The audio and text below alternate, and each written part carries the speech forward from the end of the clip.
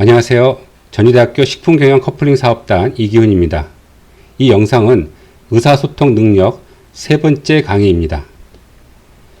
여러분들은 지금 NCS의 기초 직업 능력 모듈을 차례로 듣고 계십니다. 첫 번째 의사소통 능력, 두 번째 수리 능력, 세 번째 문제 해결 능력을 배울 것인데 지금 이 영상은 의사소통 능력의 세 번째 영상입니다. 여러분들은 1편과 2편에서 문서에 의한 의사소통 능력, 언어에 의한 의사소통 능력에 대해서 설명을 들었습니다. 그리고 3편에서는 지금까지 배운 내용을 토대로 시험을 보려고 합니다. 여기서 발췌한 시험은 교재 해커스 NCS 직업기초능력 평가 중에서 일부 내용입니다. 이 시간을 통해서 의사소통 능력이 어떻게 출제되는지를 살펴보도록 하겠습니다. 여러분이 각자 시험을 보는 것은 아니고요. 시험 문제를 같이 풀어보는 형식으로 진행하도록 하겠습니다. 첫 번째 예제입니다. 이 예제는 공문서입니다. 공문서는 정부 행정기관에서 대내적 또는 대외적 공무를 집행하기 위해서 작성하는 문서를 의미하죠. 정부 기관이 일반 회사로 또는 단체로부터 접수하는 문서도 공문서고요. 일반 회사에서 정부기관을 상대로 사업을 진행할 때 작성하는 문서도 공문서입니다. 이 공문서는 엄격한 규격과 양식에 따라서 정당한 권리를 갖고 있는 사람이 작성해야 되기 때문에 최종 결재권자의 결재가 있어야지만 문서로서의 기능이 성립됩니다. 자, 그러면 이 문제를 한번 같이 읽어보도록 하겠습니다. 부패방지위원회에서 보낸 것입니다. 지금 어느 공사, 정부 단체에 보낸 내용이겠죠.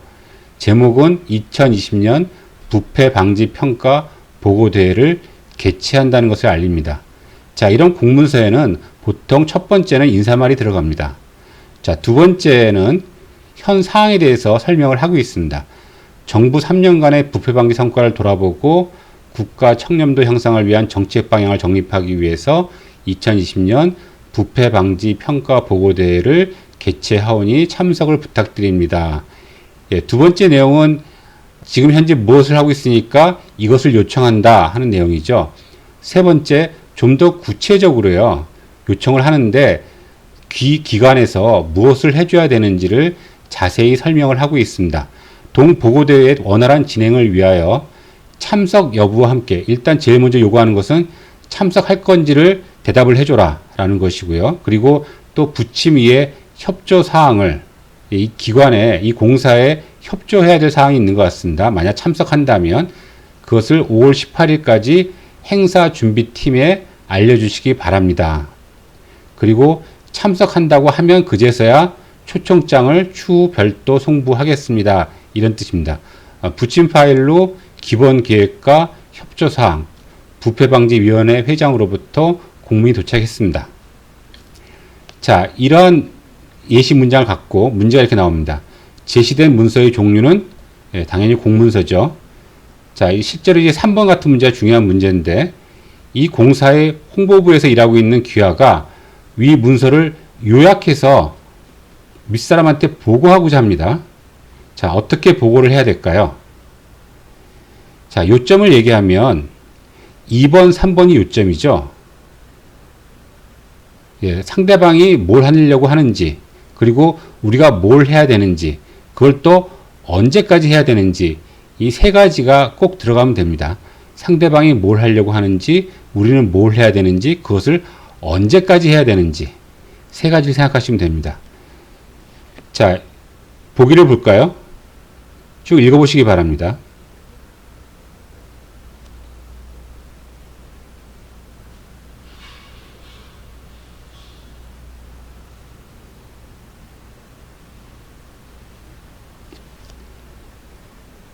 예, 다 읽어보셨죠? 1번 볼까요? 1번. 부패방지 평가 보고대회에 대해서 중요한 사항이 왔으니까 확인하십시오. 이건 보고가 아니죠. 내용을 보고를 해야 되는 것이죠. 자, 내용을 보고해야 되는데 2번은 뭡니까? 요청이 왔습니다. 우리가 참석해야 할 것 같습니다. 이건 자기의 의견이죠. 그 내용을 전달해야 되는 겁니다. 자, 자, 요청이 왔습니다. 5월 18일까지 참석을 통보하시면 추후에 초청장이 도착할 예정입니다. 예, 정확하죠? 자, 참석과 협조사항에 대한 요청이 왔습니다. 이것도 맞죠? 근데 초청장은 별도 송부이므로 우선 초청장을 받은 후 참석 여부를 결정하시면 됩니다. 이렇게 되어 있는데 이건 이해를 잘못한 것이죠. 먼저 참석하겠다고 이야기를 하면 그제서야 초청장을 별도로 송부하겠다고 이야기했었죠. 그래서 답은 3번입니다. 다음은 보도자료의 예입니다. 보도자료는 정부기관이나 기업체, 각종 단체 등이 언론을 상대로 자신들의 정보가 기사로 보도되도록 하기 위해서 보내는 자료죠. 자, 같이 한번 읽어보도록 하겠습니다. 다음은 제8차 에너지 수급 계획에 대한 보도자료이다. 이 자료를 읽고 에너지 수급 추진 계획을 만들려고 할 때 가장 적절하지 않은 것은 산업통상자원부 장관 100 아무개는 2017년부터 2031년까지 향후 15년간의 전력수급 전망 및 전력설비 계획 등을 담은 제8차 전력수급 기본계획을 확정하였음. 그간 산업부는 8차 수급 계획과 관련하여 12월 14일 목요일 국회 산업위 통상 에너지 소위 보고, 12월 27일 국회 산업위 보고, 12월 28일 공청회를 거쳐 각계각층의 다양한 의견을 수렴한 결과 구체적인 재생에너지 프로젝트 포함 수요관리 이행력 제고, 사후 보완 조치 강화 등을 중심으로 내용을 보완하여 최종적으로 12월 29일 전력정책심의회 심의를 거쳐 수급 계획을 확정 공고함. 예, 여기까지 읽는데도 굉장히 많은 시간이 걸렸죠. 여러분들이 이것을 자세하게 읽기는 어려울 겁니다. 시험 문제를 풀려면 거의 대각선 형식으로 읽는다고 생각을 하셔야 될 겁니다. 그래서 많은 사람들이 먼저 보기를 봐라 이렇게 표현을 하고 있죠. 자, 하지만 여러분들이 빠른 속도로 읽는 그런 버릇을 길러야 됩니다. 자, 그러면 여러분들이 같이 한번 읽어보시기 바랍니다.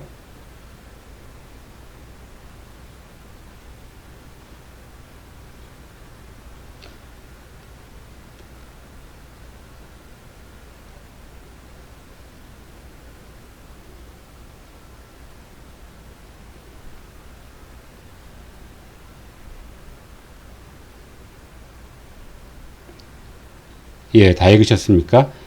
여러분 읽으면서 눈에 띄는 것이 석탄은 줄이고 신재생 에너지를 확대하고 또 LNG도 늘린다 이런 내용이 눈에 들어오셨을 겁니다. 자, 그럼 보기를 읽어보도록 하겠습니다.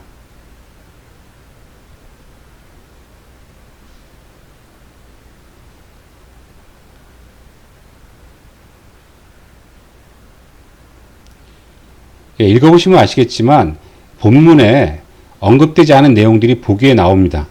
이런 경우는 확실하게 틀리는 부분만 갖고서 문제를 푸시면 됩니다. 적절하지 않은 것이기 때문에 틀린 거 하나만 고르시면 됩니다. 여기 보시면 LNG에 대한 상한 발전도 제약한다 이렇게 되어 있죠. 지금 LNG를 늘린다고 되어 있지 제약한다는 말은 없기 때문에 3번 이렇게 쓰시면 됩니다. 예, 태양광 대여 사업을 확대하는 것이기 때문에 이것이 소규모 전력 중개 사업 제도라는 것을 여러분들이 알 수가 있습니다. 석탄 발전량도 조절하기로 했죠. 그리고 친환경하고 분산형 전원에 대해서 용량 요금을 보상해 주는 것을 원칙으로 한다. 이렇게 되어 있습니다. 이것은 뭐 실제로는 위 본문에 나오지 않는 내용입니다. 하지만 이 본문을 통해서 유추할 수 있는 내용이죠. 친환경하고 분산형 전원에 대해서 용량 요금을 세금 또는 이러한 사업법 개정을 통해서 보상해 주는 것을 원칙으로 한다를 유추 해석할 수 있습니다. 역시 가장 틀린 거 하나를 고르게 되면 여러분이 답을 쓰기가 편하시겠죠. 예, 다음은 기한서입니다.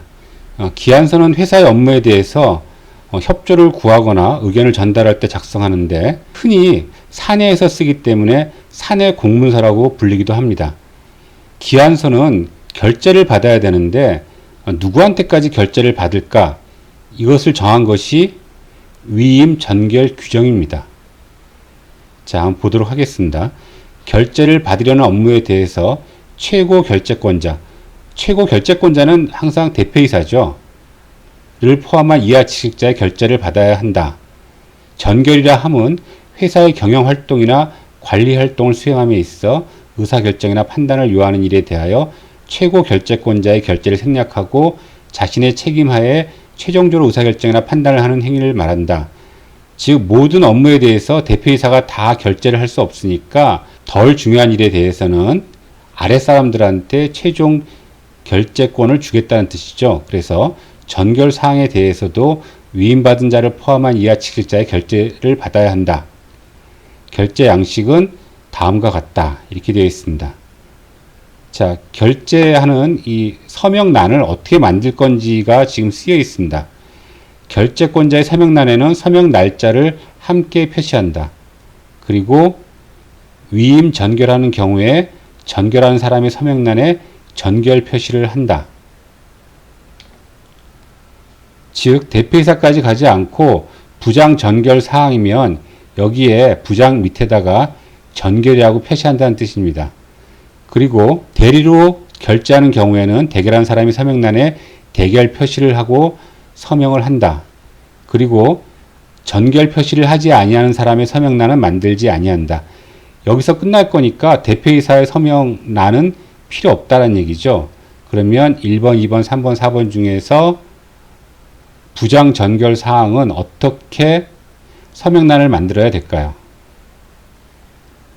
예, 부장 전결이죠. 부장 전결. 이거 다 필요 없죠. 예, 그리고 여기까지만 만들면 되겠죠. 그래서 답은 4번입니다.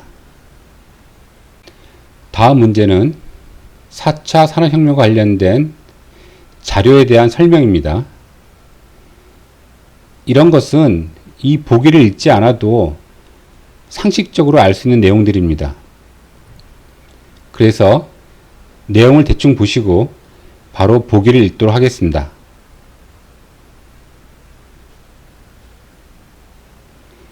예, 공동체 생활, 예, 협력과 공감 나오죠. 예, 공감 능력, 전문성, 예, 창의적인 능력 됐죠. 그 다음에 지식을 많이 쌓고 기업에 충성. 예, 좀 이상하죠. 예, 4번 볼까요? 새로운 것을 창조할 수 있는 능력. 그리고 사회의 변화와 본질을 바라보고 예측할 수 있는 능력. 예, 여러분 상식적으로 이게 적절하지 않은 것이 3번이라는 것을 다 아시겠죠? 예, 지식도 중요하긴 하죠. 하지만 우리가 아무리 많은 지식을 갖고 있다 하더라도 인공지능을 따라갈 수는 없습니다. 그렇기 때문에 사람만이 갖고 있는 어떤 능력이 필요해요. 그게 어떤 거죠? 사람만이 갖고 있는 것이 감성이고 공감 능력입니다. 그리고 지금까지 알려지지 않은 새로운 것, 창조 능력, 이런 것들을 키워야 되는 것이죠. 인공지능이 발달하더라도 인간의 지식이 그것을 넘어갔을 것이다라는 이야기는 좀 무리수죠. 그래서 3번입니다. 예, 다음 문제는 글을 읽고 글의 내용을 파악하는 것입니다. 보통 이런 문제는 이 글의 제목을 정하시오 라든가 또는 대화를 이어가면서 이 이야기를 제대로 이해를 하고 있는가 빈칸을 넣으시오 이런 식의 문제가 많이 나오고 있습니다. 어쨌든 이 내용을 잘 파악을 해야 됩니다. 자, 같이 한번 읽어보도록 하겠습니다.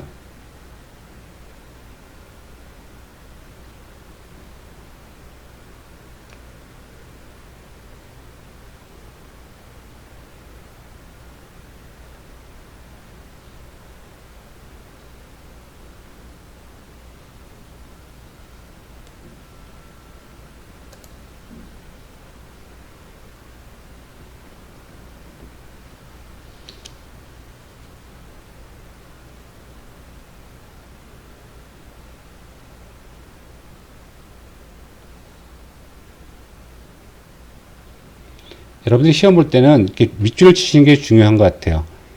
예, 사회학적 계열에 따르면 갈등은 피할 수 없다. 갈등은 부정적인 개념으로 간주된다. 그러나 반드시 부정적인 것만은 아니다. 우리가 원인을 파악해야 되고 잠재된 문제가 공론화된다. 그것을 풀기 위해서 혁신적이고 창의적인 사고가 나타나기도 한다. 그래서 갈등을 잘 풀면 연대를 강화하고 자료 의견 개진을 이끌어낼 수 있다. 이런 내용입니다. 자, 이 글의 주제는 무엇일까요? 사회적 연대를 강화하는 방법, 인간의 특성에 기인한 사회적 갈등, 발상의 전환으로 본 갈등의 가치, 사회적 갈등의 발생 원인과 해결 방안. 아마 여러분들은 3번 아니면 4번이 답일 것이라고 생각을 할 겁니다. 자, 그런데 사회적 갈등의 발생 원인과 발생 원인이 여기 나와 있죠. 예. 그리고 해결 방안. 실제로는 해결 방안이라는 것보다는 갈등을 해결하는 과정에 생기는 어떤 효과들에 대해서 말을 하고 있습니다. 그래서 3번이 답이 되겠습니다. 예, 지금까지 문제를 풀어보셨지만 문제는 수능 언어 문제보다는 쉬운 편이죠. 그렇게 어렵지 않습니다. 여러분들이 많이 글을 읽는다면 문제를 푸는데 별 어려움이 없을 거라 생각합니다. 그래서 여러분들이 의사소통 능력을 키우는 방법으로 제가 마지막에 설명을 드리도록 하겠습니다. 첫 번째 당연한 이야기입니다. 책을 많이 읽으시면 됩니다. 요즘 여러분들이 카카오톡이나 문자를 많이 보내는 세대라서 단문 위주로 글을 쓰고 읽고 합니다. 그래서 장문을 읽는 연습을 따로 하지 않으면 안 됩니다. 그래서 책을 읽어서 장문을 읽는 연습을 하셔야 됩니다. 그리고 책을 읽으면서 글을 요약하는 연습을 하시기 바랍니다. 그리고 두 번째, 공문을 들여다본다. 예, 여러분들이 공문이라는 것은 굉장히 익숙치 않죠. 뭐 기한문이라든가 보도자료나 이런 것들이 다 익숙치 않은데 이런 것들이 나중에 여러분들이 사무를 할 때 필요하기 때문에 호기심으로 한번 여러분들이 들여다보는 것이 좋습니다. 익숙하지 않은 글들, 공문서, 기한, 보도자료 등을 만약 여러분들이 접하게 되면 쭉 읽어보는 습관을 기르시기 바랍니다. 그리고 글 쓰는 능력에는 여러분들이 저한테 가끔 카톡도 하고 그리고 문자도 하는데 이메일을 쓰는 방법을 권합니다. 이메일은 문자나 카톡보다는 굉장히 형식적인 글이죠. 그래서 인사말도 있고 내용도 있고 기승전결도 있습니다. 그렇기 때문에 이메일을 쓰는 것을 여러분들한테 권합니다. 자, 그리고 역시 의사소통 능력 점수를 높이기 위해서는 문제를 많이 풀어볼 수밖에 없습니다. 왜 문제를 많이 풀어보냐면 여러분들이 책도 많이 읽고 공문을 들여다보지만 가끔 혼자서 공부하다 보면 여러분들이 잘못된 생각을 할 수가 있습니다. 잘못 요약할 수도 있고 잘못 이해할 수도 있습니다. 그런 것들을 바로잡을 기회가 기출문제 풀이입니다. 그래서 기출문제 풀이집을 사서 풀어보시면 의사소통 능력 점수를 높이는데 도움이 될 것입니다. 자, 그리고 밑에 있는 글들은 제가 추가적으로 여러분들한테 권하고 싶은 이야기입니다. 예, 발표할 기회가 있으면 그냥 한다. 여러분 팀플하고 개인 프로젝트 해서 만약 발표할 기회가 생기면 그냥 하십시오. 제가 2편에서도 말씀드렸었죠. 대학교 때 하지 않으면 영영 할 기회가 없습니다. 자, 다음은 친구가 말할 때 물개박수를 친다. 제가 꼭 물개박수를 치라고 하는 것은 아니고요. 공감 능력을 표현하는 것입니다. 4차 산업혁명 시대에는 공감 능력이 필수 조건입니다.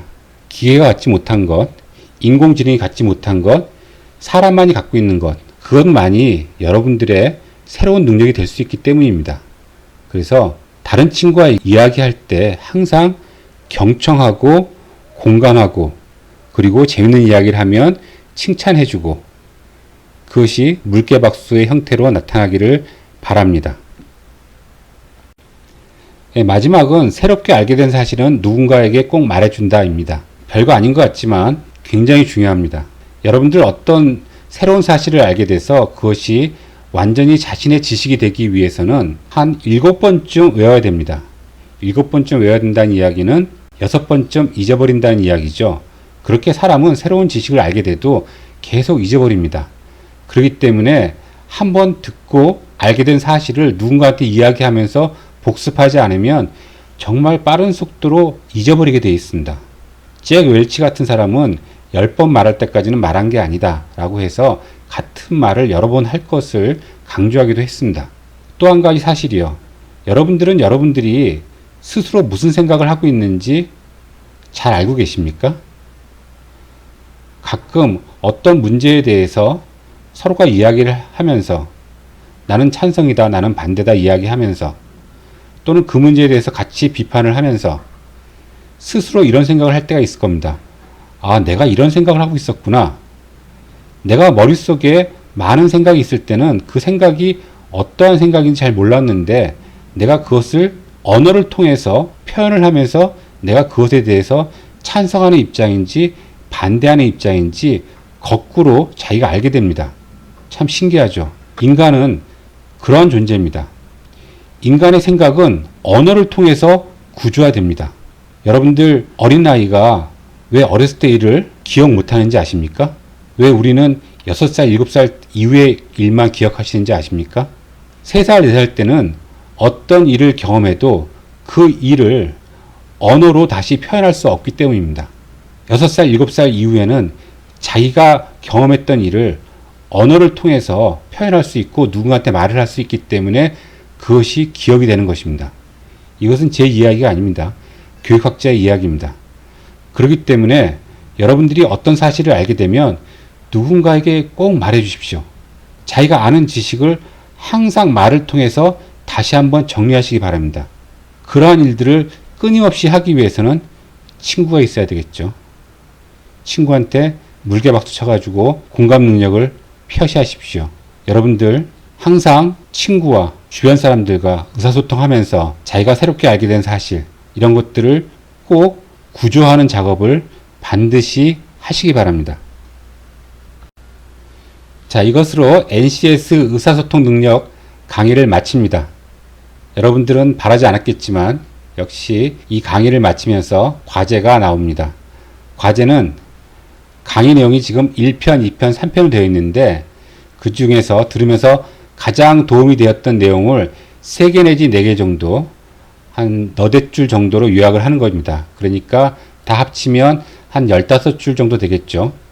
그리고 두 번째 내용 중에서 루 홀츠의 강연 중에서 본인에게 가장 도움이 될 만한 또는 가장 기억이 되는 단어 또는 문장을 제시하고 그 이유를 짧게 설명하시기 바랍니다.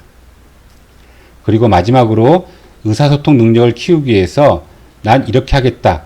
본인의 계획에 대해서 4줄, 5줄 정도로 적어주시기 바랍니다. 이 전체를 A4 한글로 편집해서 제출하시면 한 페이지 정도에 들어갈 거라 생각합니다. 7월 30일까지 제출하시기 바랍니다. 여러분들 NCS 의사소통 능력 강의를 마칩니다. 지금까지 들어주셔서 감사합니다.